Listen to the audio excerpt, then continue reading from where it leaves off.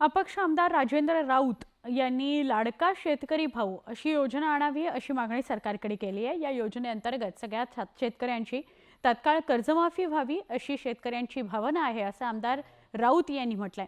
आता राजेंद्र राऊत यांच्या मागणीवर सरकार भूमिका काय घेतं हे बघायचं।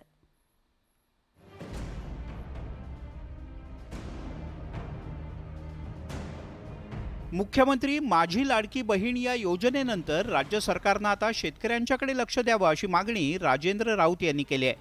आमदार असलेल्या राऊत यांनी या योजनेच्या अंतर्गत राज्यातल्या शेतकऱ्यांच्या करता कर्जमाफीची घोषणा करावी असा मुद्दा उपस्थित केला आहे। राज्य सरकारनं लाडकी बहीण योजना आणली, त्याचप्रमाणे लाडका शेतकरी भाऊ अशी योजना आणून सरसकट कर्जमाफी द्यावी अशी त्यांनी मागणी केली आहे।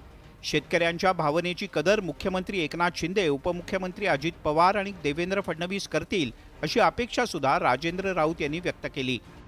राज्य सरकारने जे सकारात्मक निर्णय घेतलेले आहेत त्यामध्ये लाडली बहीण, बेरोजगार तरुणांना भत्ता, त्याचबरोबर सर्व शेतकरी बांधवांची एक मागणी, एक वीज बिल जसं माफ केलं, लाडली बहीण योजना शासनानं आणली, त्याच पद्धतीनं लाडला शेतकरी भाऊ ही एक योजना आणावी आणि संपूर्ण कर्जमाफी व्हावी अशा पद्धतीची शेतकऱ्यांची भावना आहे।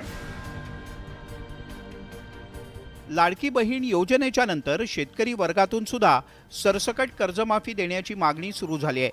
आता राज्य सरकार ही मागणी मान्य करणार का याकडे सगळ्यांचं लक्ष लागलंय। Bureau report, news 18 Lokmat.